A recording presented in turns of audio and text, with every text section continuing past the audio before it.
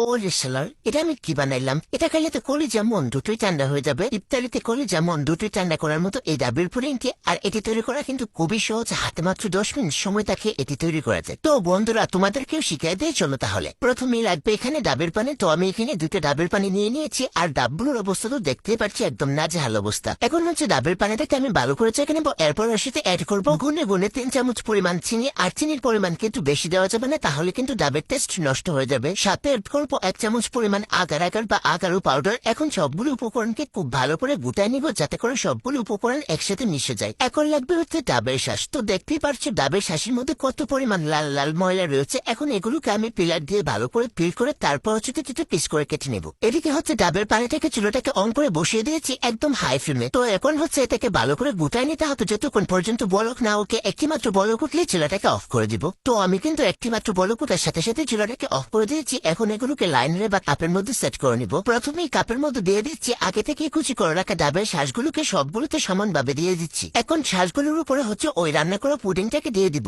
এখন এই কাপগুলোকে এই অবস্থায় মানে নরমাল তাপমাত্রায় আমি 20 মিনিটের মতো রাখবো। তো 20 মিনিট পরে তোমরা দেখতে পারছো যে এগুলো একদম জমাট বেঁধে গেছে। এখন এগুলোকে ফ্রিজে রেখে দেবো ঠান্ডা হওয়ার জন্য। ইফতারের সময় হয়ে গেছে, এখন এগুলোকে আমি বের করে নিচ্ছি ফ্রিজ থেকে। আর এগুলো এখন কিন্তু একদমই ঠান্ডা হয়ে গেছে। এখন তোমরা জাস্ট ফাইনাল লুকটা দেখো কতটা পরিমাণ সুন্দর হয়েছে আর রিফ্রেশিং হয়েছে। তোমাদেরকে কিন্তু একটা আমি কেটেও দেখিয়ে দিব। আমার আগের ভিডিওতে কমেন্ট করেছিল তাসপিয়া, তহেরা, উর্মি, বিপ্লব, জুবাইদা, আশামনি, সাফিনারা জাহান। তোমাদেরকে অসংখ্য পরিমাণে ধন্যবাদ। আর তোমরাও যদি চাও তোমাদের নাম ভিডিওতে বলে, তাহলে তোমাদের নাম লিখে যাবে। আর এখন হচ্ছে আমি একটি ডাবের পুডিংটি কেটে দেখিয়ে দিচ্ছি। তো দেখতে পাচ্ছ কতটা পরিমাণে রিফ্রেশিং হয়েছে। আমার বন্ধু এটাকে কে একদমই ফিদা, সে বলতেছে জাস্ট ও।